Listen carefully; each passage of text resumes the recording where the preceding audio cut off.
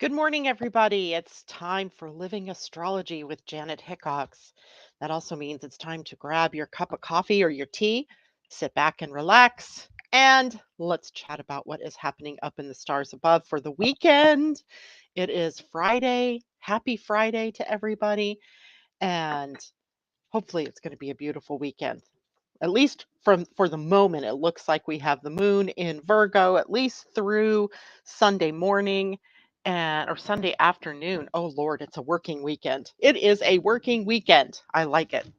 I like it. Things get done when the moon is in Virgo. And that is what we're going to start with this morning, the moon in Virgo. And then we'll talk a little bit about the transits for the weekend, of which there are not that many. It seems to be a sort of quietish weekend, if you will, with some big changes on the horizon in terms of where we are in the shifting of the nodes, the north node and the south node, and mostly seen through the eyes of human design. And then I want to talk a little bit about how it is that you can see plots and themes in an astrology human design chart. So we're going to look at that through both genetic matrix. It might be a good idea to have your own human design and or astrology chart or both with you. Pam Zaruba, good morning to you. And funny enough, I have your chart up. So let me know in the chat if you think it's okay for me to share yours to look at the plots and the themes in your chart. Also, Tom, although I don't see Tom here with us yet this morning.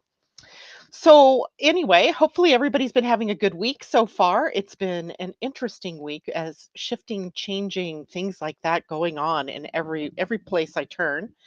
Uh, and I noticed something else that's happening, and I throw it out to you as the audience to check in with me and let me know what you think about this.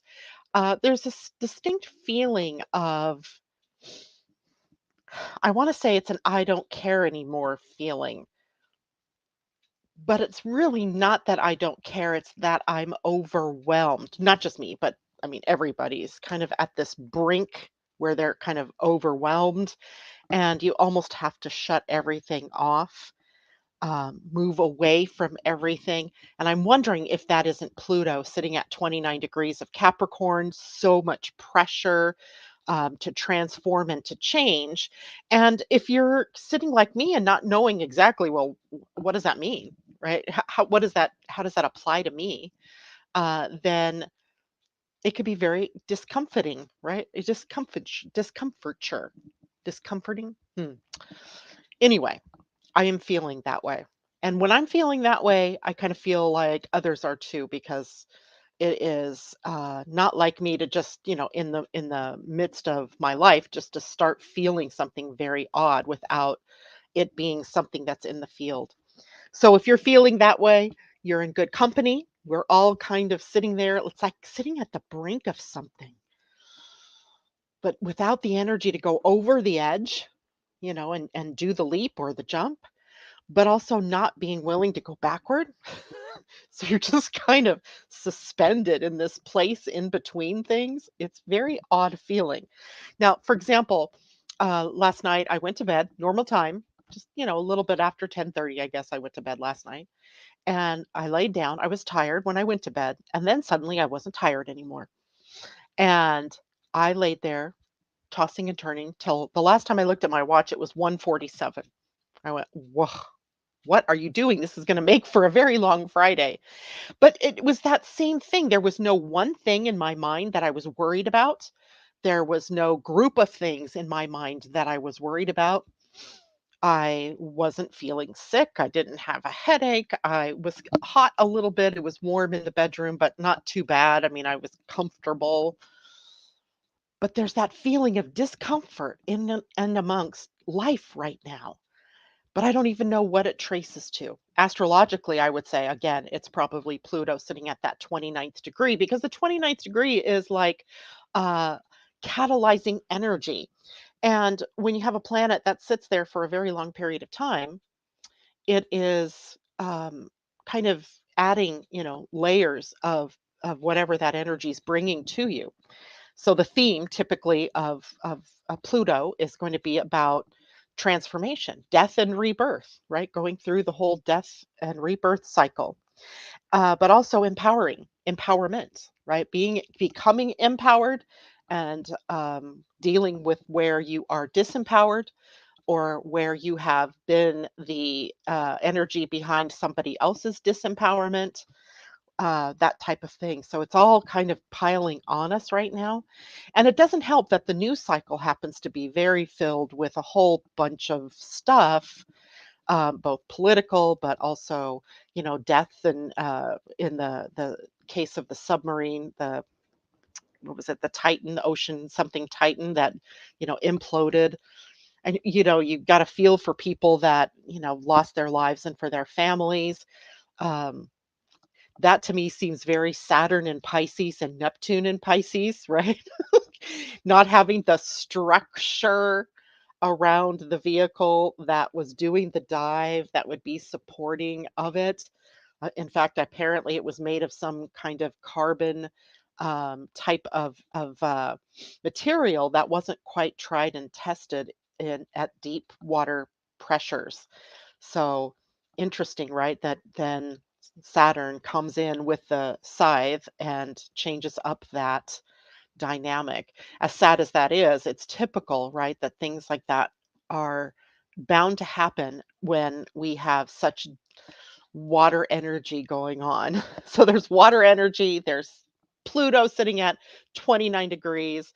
There's Mars and Venus and the moon, and which, by the way, have you guys been looking at the night sky? Seeing that trio of planets in the night sky, they were all in Leo. They were fairly close together. It wasn't last night, but the night before. It was just beautiful, right? Just gorgeous to see that bright, shining Venus, the little bit dimmer Mars, and the moon, the crescent moon right next to it. Just beautiful. So, again, is it is it the amount of things that are happening that causes the discomfort? Is it Jupiter and Uranus surprises and growth and expansion in Taurus, that's bringing us to this brink where we feel uncomfortable going backwards, but we can't quite yet go forward? I think it might be a combination of those things. And of course, in your own personal chart, that is going to equate to the themes that are being triggered in the chart, which I want to take a look at that this morning with different astrology, human design charts. It was something I did with my own chart the other day. And I was just doodling. I was just doodling until my client was coming online with me. And I ended up with this whole new system of how it is that I'm going to look at the AstroDesign readings, which are the combining of astrology and human design.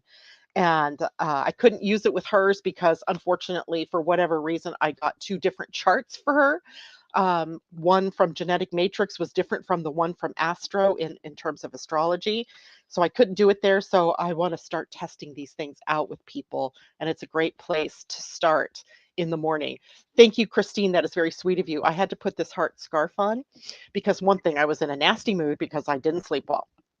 Secondly, at 7 o'clock this morning, two doors down from me, and you have to realize I live I live on an island, but the houses there are different sizes, right? Everything's different sizes. Like this is a 5 acre plot that I live on. There's a 10 acre plot behind me. Next to her is like a 2 acre plot with houses stacked in the grouping. Well, one of the people back there has kids that are here for the summer. And apparently they have no clue that 7 o'clock in the morning, running, screaming, yelling, dogs barking isn't appropriate. So I got really upset. And I went, okay, wait, what do you need? You need some love. So I went and got my heart scarf to remind me that it's all about the love. It made me feel better. It's cheerful. So thank you for noticing that. Anyway, good morning to everybody who's checking in now. I know, good morning, Narges and Christine. She says, I especially felt bad for the young son. He didn't want to go. He only went to please his father. Oh, almost like he knew he was meeting his end, even if that wasn't exactly how he could word that. Good morning, Julie and Pam Zaruba. It's good to have you with us. And let's dive in, shall we, to the moon today in Virgo, not just today, but today, tomorrow, and the next day. When I drew the chart up this morning, the moon was at 1 degree, 35 minutes of Virgo. Now, Virgo is a sign of service. It rules the work, service, and health and healing sector of our chart or house in our chart. So it has a lot to do with those topics, right? So service, which we could also look at as helping and supporting, right? So we have a weekend of service and helping and supporting others and ourselves, right? That's kind of this theme that the moon is bringing us, more of the internal pressure maybe to do some of these things. Now, Virgo and the moon in Virgo really does kind of rule our working life, our daylight life, right? This is where we have our interaction with coworkers, with a working environment. Even if you're working at home, as I do, it is a working environment, which right now happens to be a disaster. I don't know what the heck I did. Dealing with your daily routine. So the habits and the day-to-day things that you do, the to-do list that you have, right, for every day, getting to that and getting that finished. But Virgo is also known as a hardworking sign. It is diligent in its getting things done, right? That's one of its strengths, if you will. Now, as it relates to health, everything about healthy routines comes into play. So, exercise and eating right, diet, right? What are we putting into our body? And it doesn't matter, what type of diet you have, but as long as you are aware of what it is that you are feeding yourself, right? What are you feeding yourself, and how is it impacting you? Is it making you feel good? If so, okay. If it's not making you feel good, then why are you doing it? Right? Why are you doing it? So, moderation in all things comes up with Virgo energy. That means moderation in exercise and in diet and in health and in overdoing anything, giving away yourself, that kind of thing. But it also rules all of the healthy habits that we have and the alternative forms of healing. So any of the different things that we do, I mean, there's traditional healing, what would we call it? Allopathic healing, right? The regular thing that we think of, we're going to the doctors or we're, prescribed medications, etc. But when the moon is in Virgo, we have to be very careful about what it is that we're doing because our bodies are very much likely going to react quicker to anything that we put in it, right? Pisces on the other end of Virgo, and that energy flowing in, it rules our lymphatic system, the body's response to invaders, the body's response to any substance that you put in, right? If you put in a substance that the body doesn't like, you're going to hear back from the body, right? You're going to get a stomach ache, you're going to get a headache, you're going to have whatever symptom of that wasn't a good thing for me to eat or put into my body that your particular body will do. So when we're looking through how do we heal, then there are many different methods by which healing can take place. Sometimes it's through Reiki. Sometimes it's through hypnosis. Sometimes it's through getting, some kind of body work done, massage or that kind of physical therapy. So, but being open to alternative forms of healing, especially if your allopathic means haven't been working, right? In other words, when we look at health through the eyes of Virgo across the Virgo Pisces axis, um, we're seeing the impact of holisticness. Is that a word? So holism, right? Treating our bodies holistically and not just the symptoms, right? Not just throwing medication out at a symptom, but dealing with the bigger picture, the whole of the healing atmosphere. Now, we also know that Virgo is a sign of getting organized. There's a lot of practical organization, tidiness that comes with Virgo energy, getting organized and cleaning or throwing away what no longer serves, letting go of things, right? Um, there's efficiency in this sign, getting things done in the quickest, most direct way, right? Not making a big circle around what it is that you need to get done, but just going right in and getting it done. and then seeing to the details, right? Not just like glossing over, sticking everything in drawers. I'm really tempted to do that today. Sticking everything in drawers so that you don't see it, but actually do something about it, right? Being efficient, seeing to the details. But there's also the other side. Remember, Virgo is a sign of perfectionism as well. So sometimes we can get nitpicky about the things in our lives, the things that we see that aren't right, and we can just constantly nag at those things, worrying them until we finally either, just give up, or we have it to what we think of as the perfect place, the perfect way it looks, that kind of thing. So we want to watch out for that. um discernment versus gullibility. On one side with Virgo, we have this great ability to be discerning. On the other side in Pisces is the possibility of becoming gullible. And so we have the two that we have to hold in balance, which means that you don't just believe everything that you hear. You don't just believe, that what someone tells you to do is the right thing for you. You have to apply your own discernment to all things, right? And choose for yourself what is the thing that really resonates with you. Now, there's also critical thinking and analysis, the ability to be calm in a crisis, planning, all of those things, but they can also lead us to worry. They can lead us to anxiety. So while the moon is in this sign, watch for symptoms of anxiety, right? Getting overly tedious in doing something. Um, the thought processes that are going around and around, the rat race kind of feeling in your mind, right? Um, Finding yourself thinking that everything that you're doing isn't just perfect and you got to just keep doing it. Like if I tweak it one more time, it'll be better. Those kinds of things lead us to anxiety. And it turns out it's mental anxiety, right? Mercury, the ruler of Virgo, the sign, is about the thinking processes. The moon here just adds its emotionalness to it and to our thinking. And so we want to watch more of that in terms of the negative side. But by far and away, Virgo is one of the good places in the chart if you have, or for the moon to be, if you have things you need to get done, right?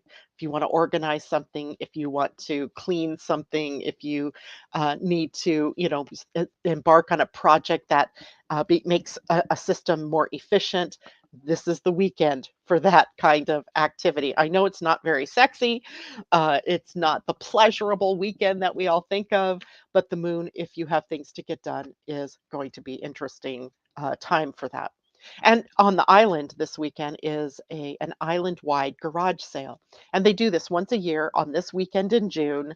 And I think that's kind of funny. People going through all their stuff and selling it, right? That seems very Virgo, and cleaning out the closets, cleaning out the cupboards, bringing it to a situation where you could sell it, right? One man's junk is another man's treasure, and all of that. So it's a great weekend for that. Okay, today, June 23rd, it is Friday, and that means we are at a point in our transit through the month where the nodes are shifting. And when I say nodes, I mean the South Node and the North Node. They change gates. So now we're looking at human design. So you might want to grab your human design charts and get those out for a moment. So the nodes shift about every 3 months or so. And in astrology, the nodes are moving through a sign, right? They've been moving through Taurus in the North Node and Scorpio in the South Node. So everything Taurus and Scorpio has been what we've been weeding through, right? Taurus simplifying our lives, Taurus bringing us closer to the earth, Taurus, dealing with finances and our values and our value and earnings and all that type of thing. And Scorpio, the baggage, right? What is it? The grievances, the unforgivenesses, the baggage that we're carrying with us that we need to release because it's the South Node that's in Scorpio. So in the bigger picture, we are still dealing with Scorpio and um, Taurus energies.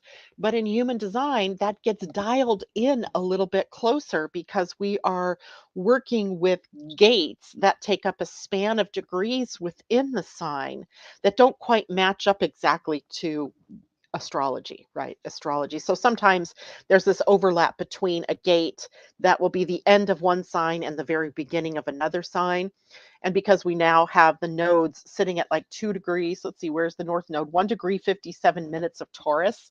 So we're looking at a cuspy sort of situation here with the gates, because the gate 3, which is the gate that the north node is moving into, is both Taurian in nature and Aries in nature. Remember, the nodes go backwards, so they're always backing into a sign. So we have this cuspy Taurus Aries energy and a cuspy Libra Scorpio energy that right now we are dealing with and will be dealing with until those nodes actually shift all the way into Aries come July. So, what are we looking at in terms of the energies available to us right now for moving forward? And the moving forward energy is at the gate 3, which is a gate of innovation. It is a gate that takes us into new territory, right? I started the broadcast this morning by saying I feel like we're sitting at a precipice, right? We can't go backwards, but we can't yet go forward. And the gate 3 kind of embodies that feeling.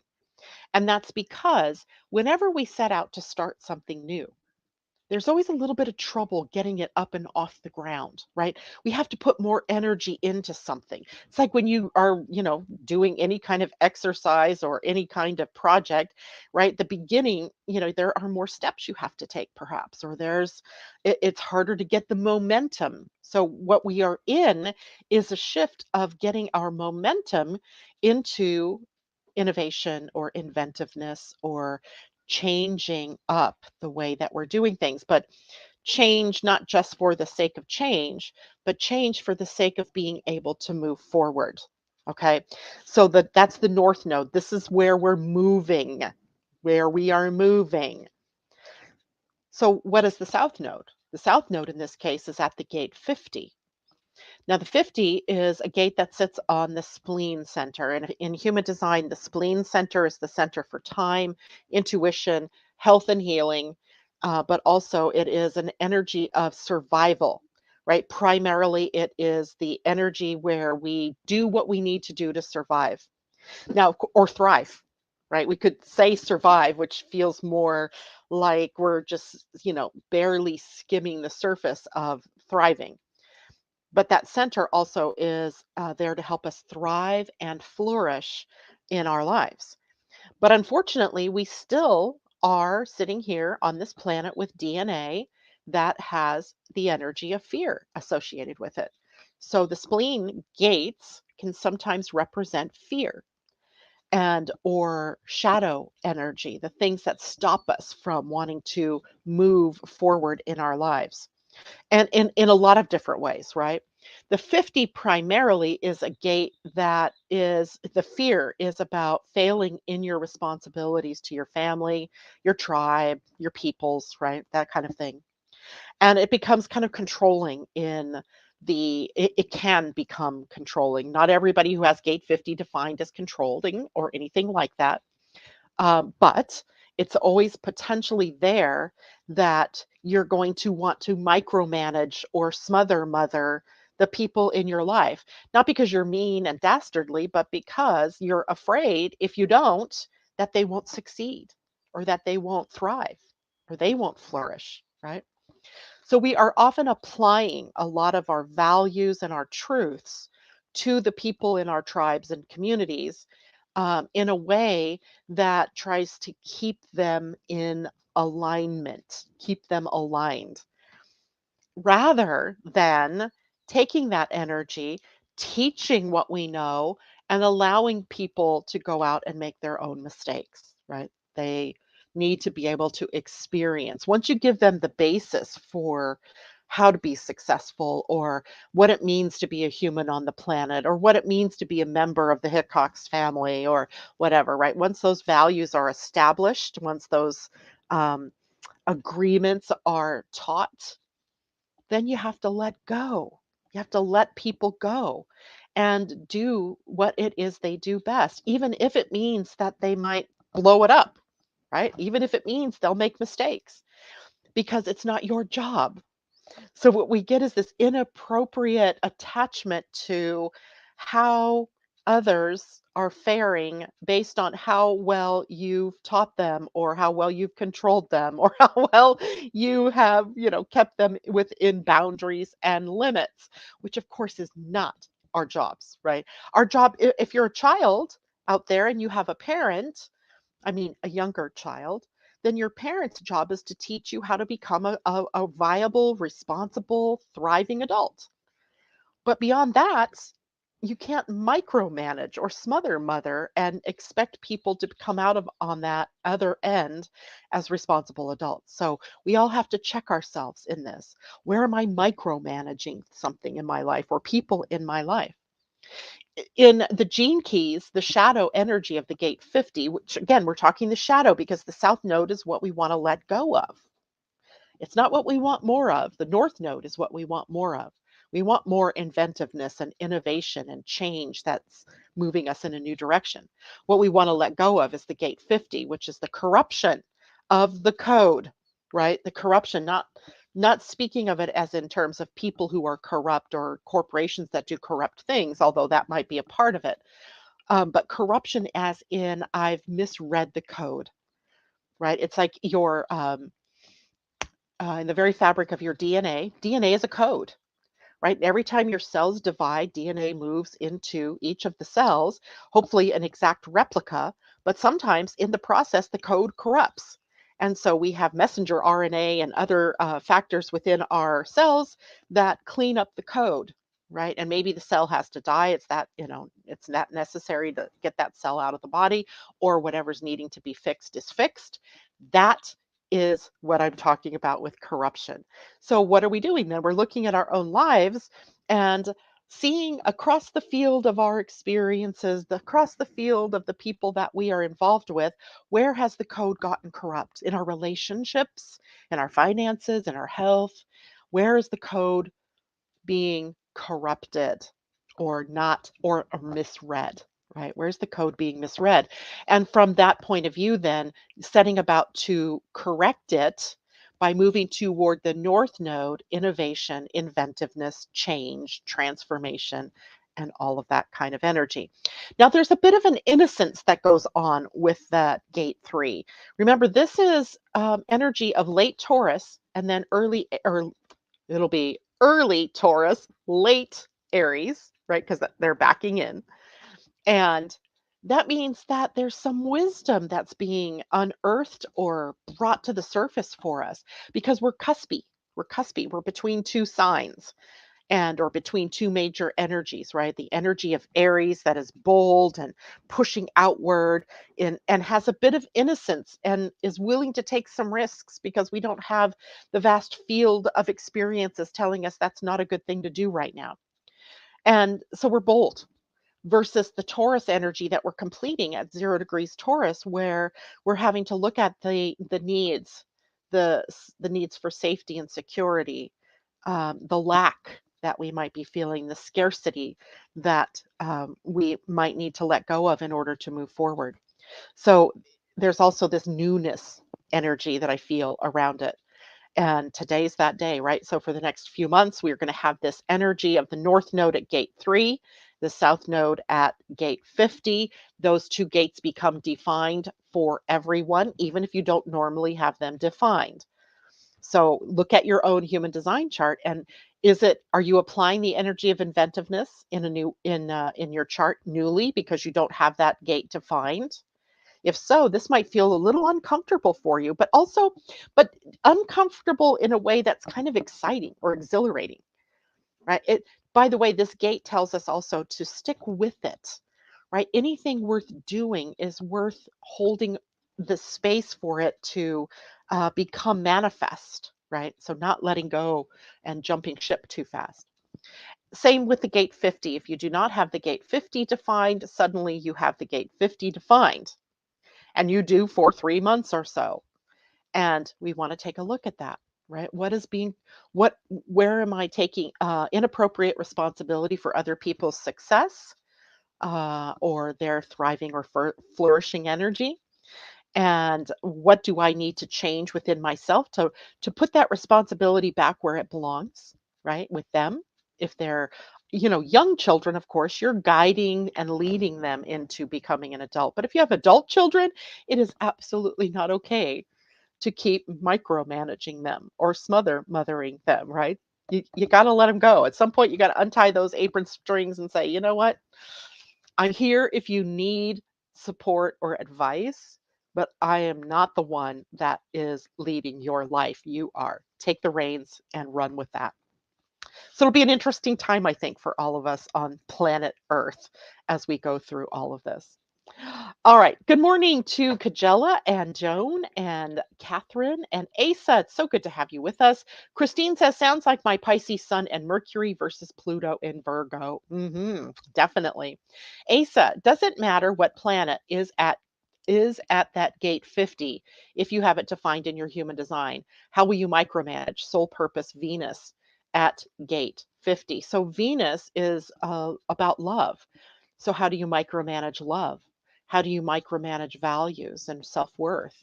Um, I guess micromanaging isn't just the only, thing that we could say here. Where's the code of your behavior or of your beliefs corrupted, right? That would be another thing to look at.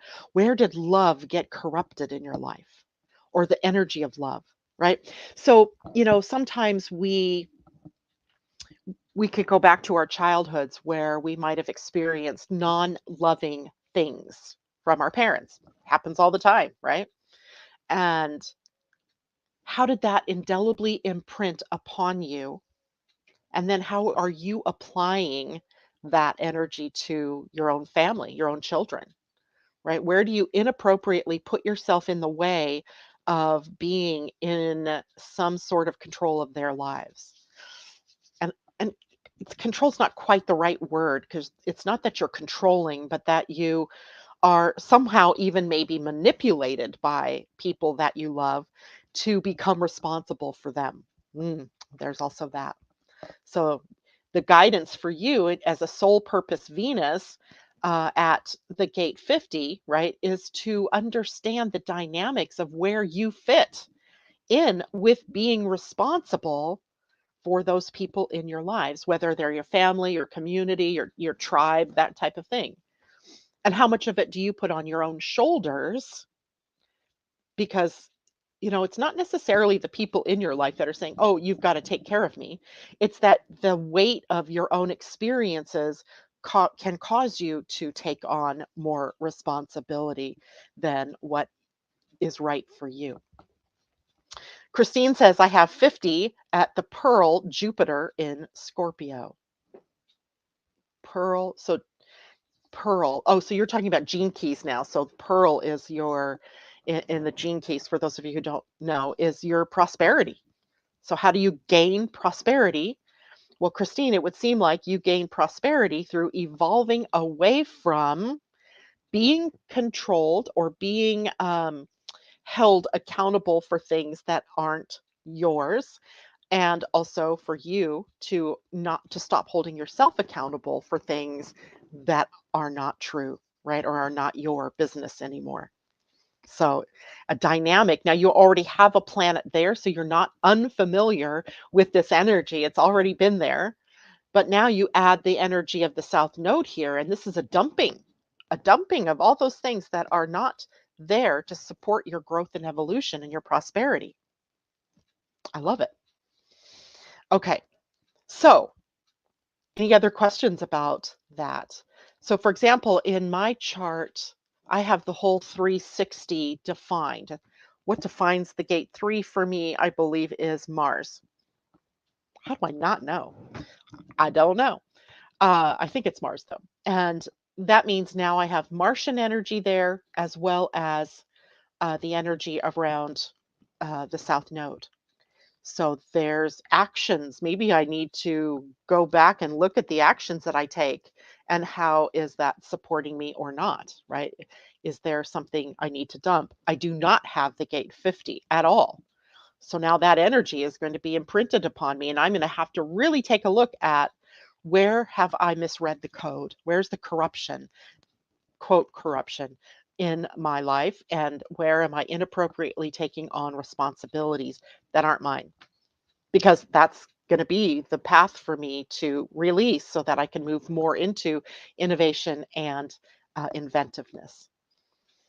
Christine has her South Node at 27 in Taurus. So you have the entire, so interesting, right? You're going to have the South Node transiting at the 50, which is exactly opposite of the 27, where you have your natal South Node. This is a lot of dealing with the past, I think, for you for the next few months, and releasing things that don't matter, and seeing yourself, freed, debaggaged, if you will, unburdened, an unburdening of yourself over these next couple of months. Joan says, my North Node is 50 and my South Node is 3. So it's a possibility in your life. Then what you're needing to let go of is this feeling of, I need to keep reinventing myself, or I need to be inventive.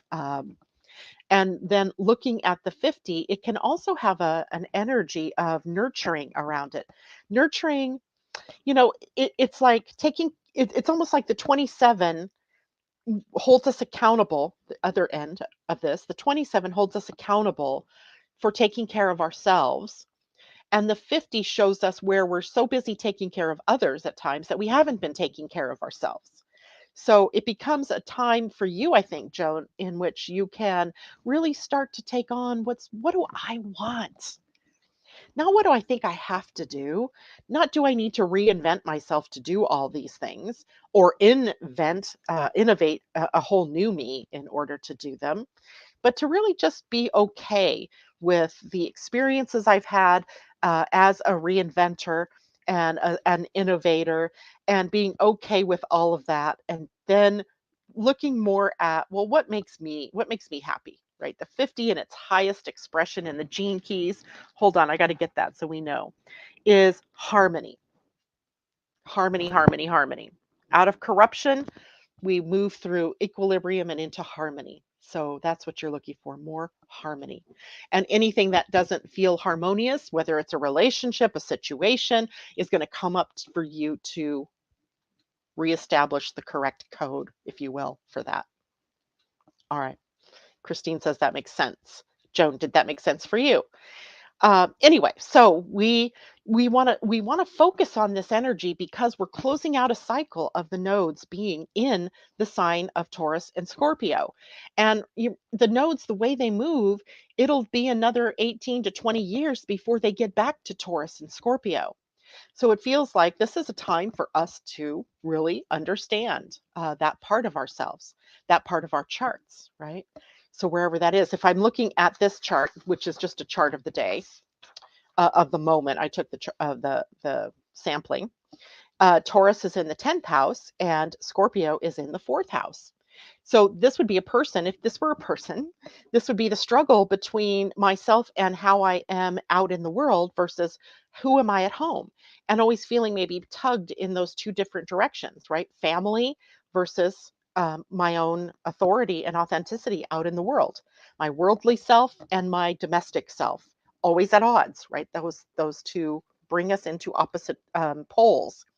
Scorpio at the 4th house in this case. So what am I letting go of? Well, if it's the 50, that is Scorpio energy, which it is, we're letting go of inappropriate responsibility, inappropriate managing of others, and becoming more self managing, if you will, self nurturing. There, that word. And where are we moving? How are we doing that?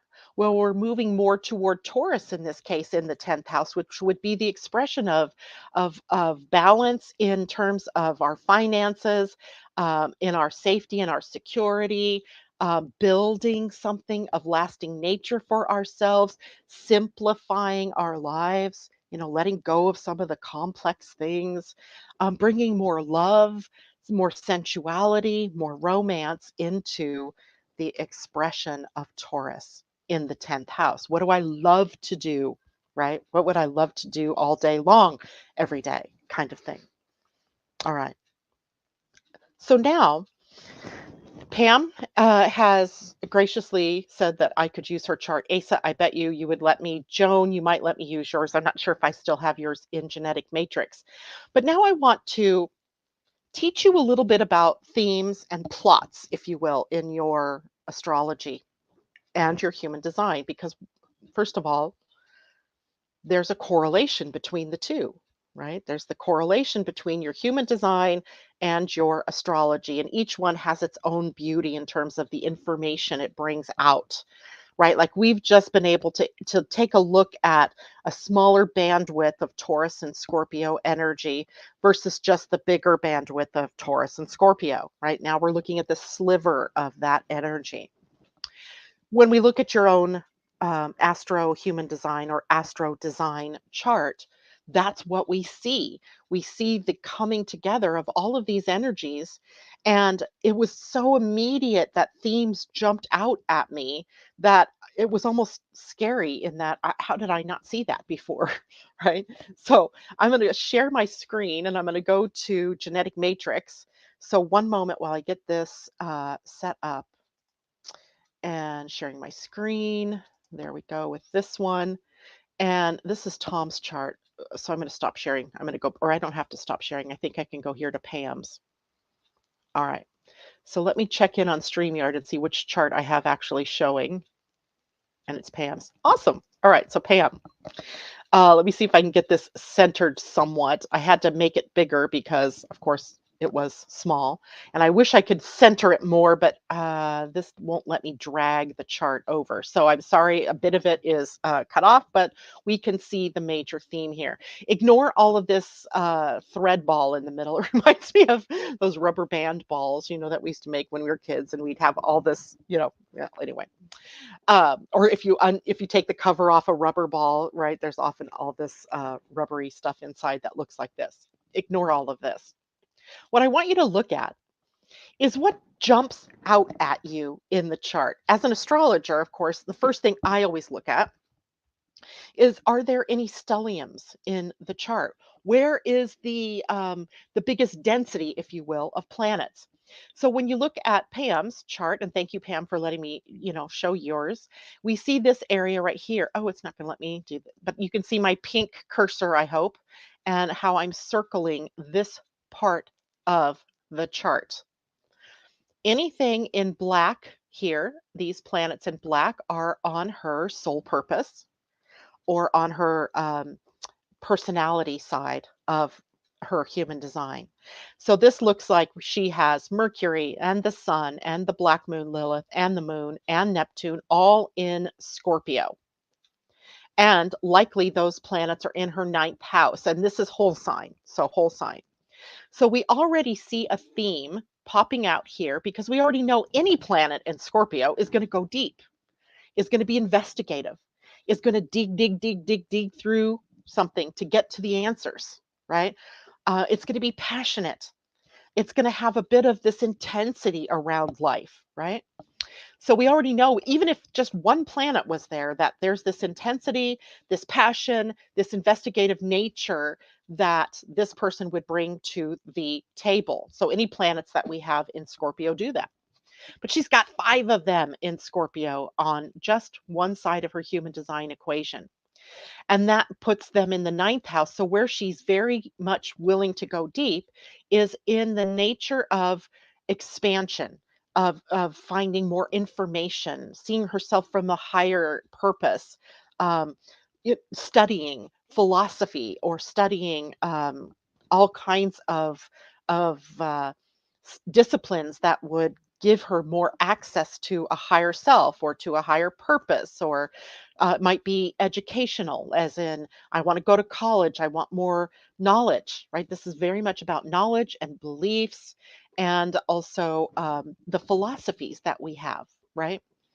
Now, it's not just those 5 planets, though. She also has on her life purpose side, her life purpose Neptune and her life purpose Black Moon Lilith in Scorpio. And these come into the 4th house. This outer wheel here tells you what house in the astrology chart the life purpose planets or design planets are parked in. So we have a 9th house and a 4th house. And what I would think of is the life purpose is going to be played out through family, and likely perhaps in a way that she has to separate herself in a way from her family of origin and their beliefs and the history of that family's beliefs, like perhaps, a very religious family or military family, and they have these values and these things that are apparently going to be things that Pam is investigating to decide whether she wants to make them her own philosophies or beliefs, or if they want to be what defines her.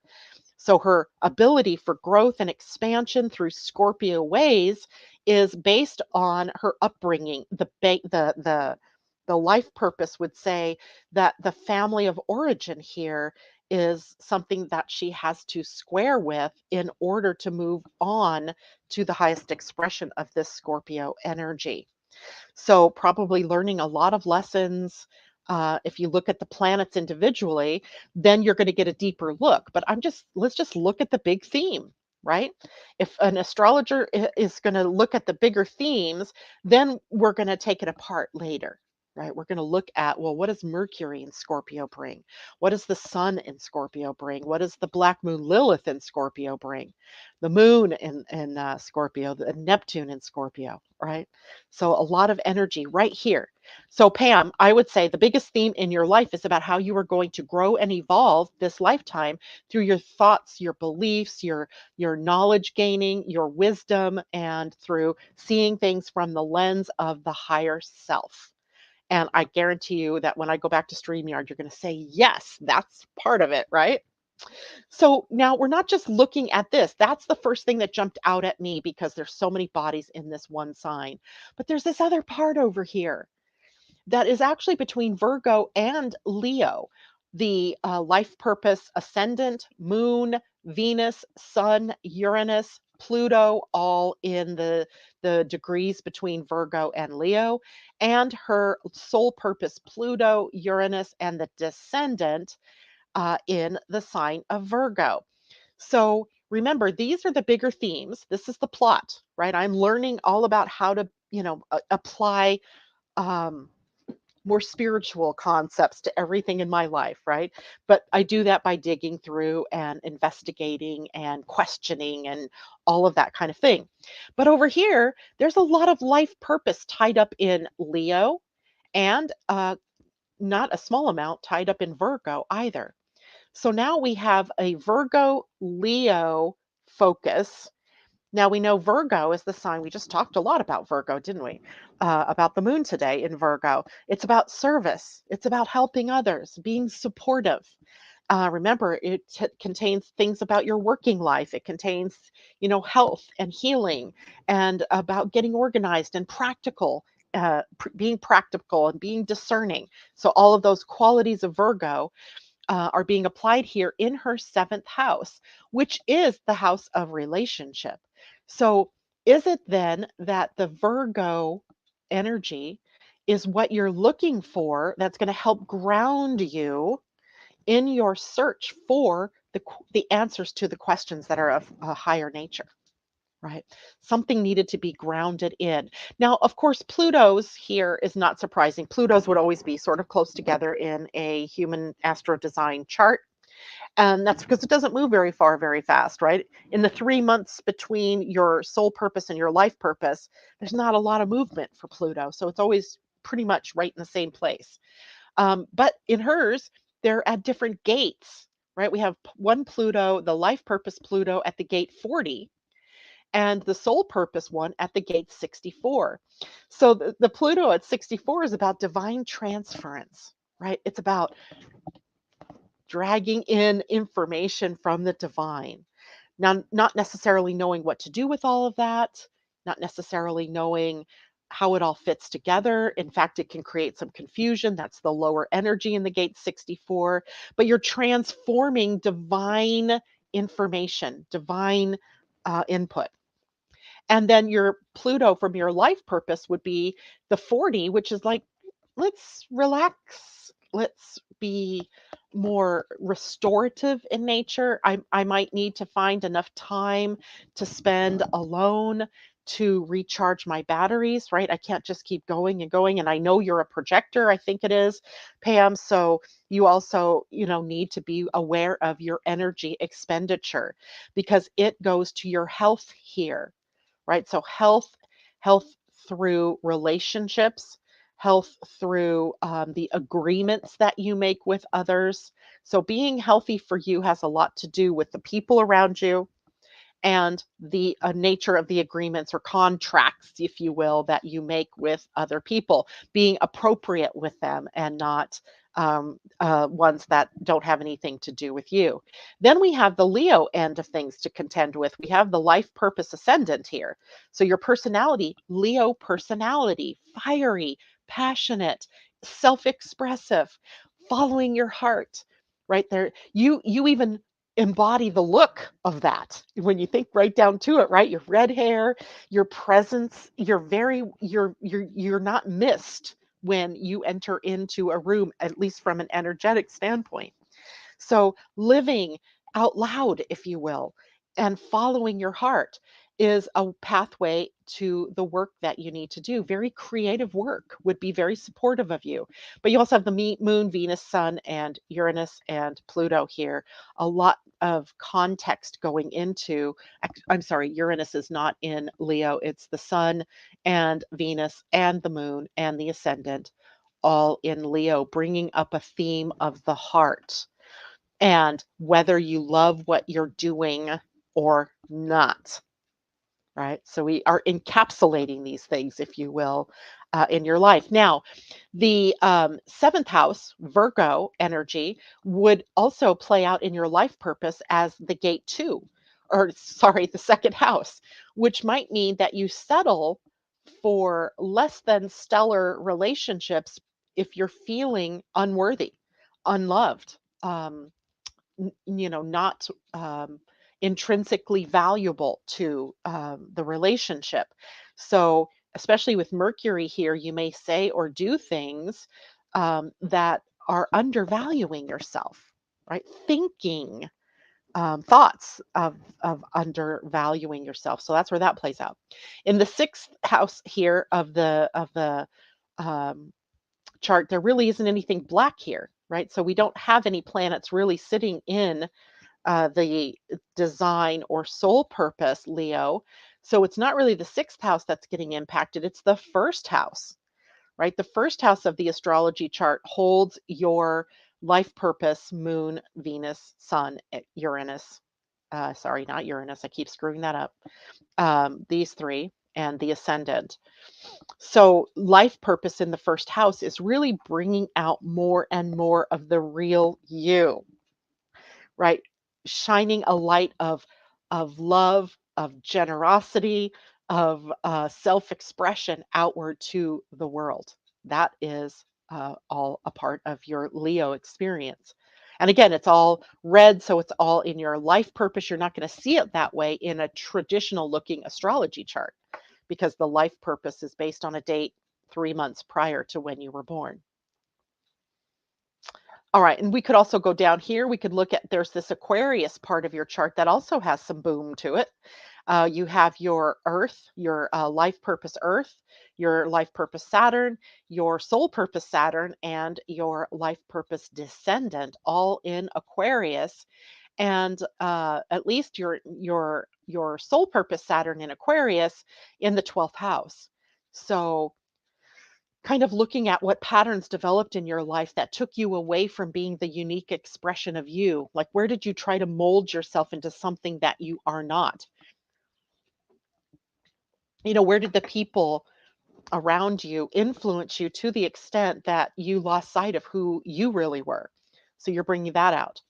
Your life purpose, descendant, Saturn, and Earth are all in the seventh house. So that's really kind of, to me, looking in the mirror of your relationships and seeing which relationships really support the unique you versus which ones do not, right? And in some way, Aquarian energy brings detachment to the game for you, Pamela. having to be able to step back from the picture a little bit, not be so attached to what you see or to who you're with, but stepping back and being able to see from a different point of view what it is that is in the mirror of your relationships. What are the unconscious things that are part of the life purpose or the soul purpose, excuse me, that you want to uncover in this lifetime? Now I can see exactly why you have all these Scorpio planets. They're going to help you dig into what makes you tick so that you can uncover the unconscious patterns and release them, heal them. So easy when we look at it this way. I can't believe it's already 5 to 9. All right, so let me go back here. Questions. I know you're going to have them. So let's see. Christine asks, how does the unconscious side and conscious side correspond to design and life purpose sides? So when you're looking at your human design chart, you see the two columns. The black column above it, it says personality. And the personality is really your soul, right? Your soul's curriculum. The things your soul already has managed to kind of learn and master. But there might be a facet of that wants to be played out in the life purpose, which is the red column, the personality, or excuse me, the design.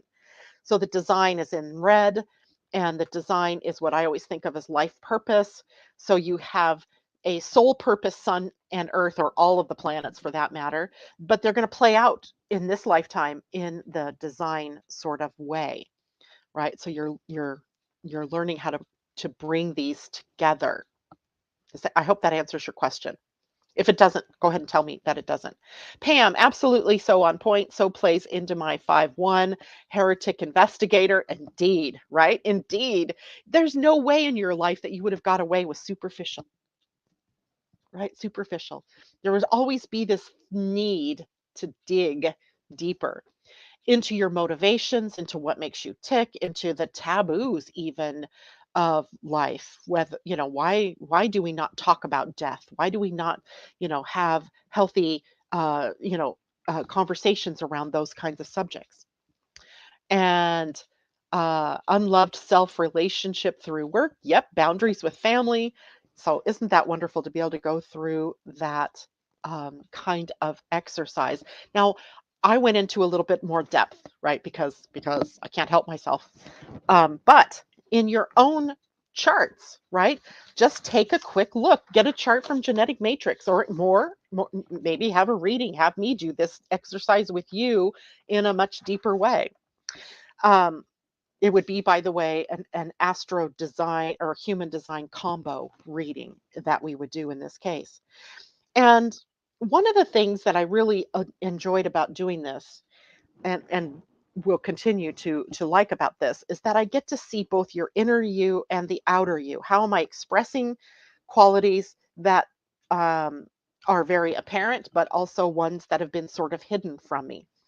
And when I was doing this with myself, one of the things that I noticed is that, wow, there's a lot of life purpose leadership energy that I never knew. I never saw.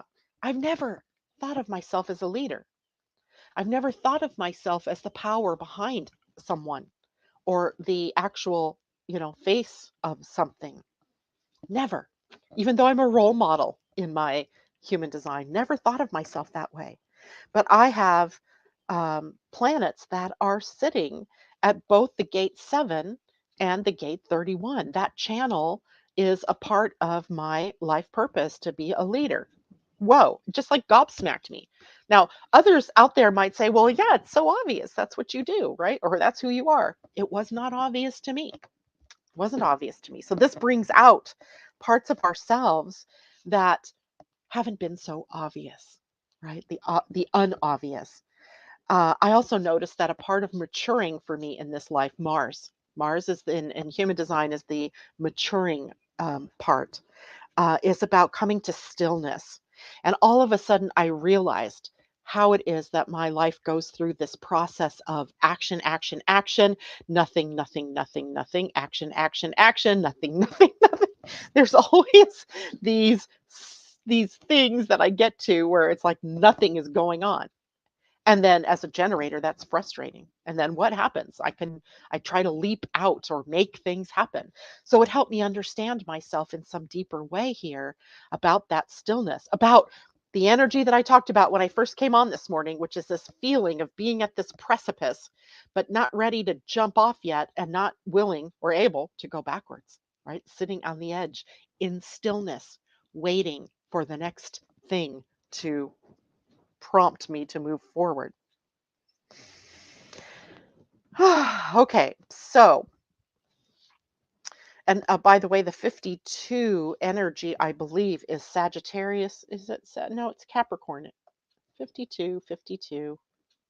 Mars is in Leo, so it's got to be an Aquarian Martian energy. No, 52 is actually Cancer. Interesting to unpack that one. So, anyway, that is it for me today. Uh, if you guys have questions about this, please email me or text me or messenger me or what other ways can you reach out? Facebook or YouTube, right? You can make comments and things like that. And in the description of the video today, I will put the link to the AstroDesign reading should you want to go in depth with something like this.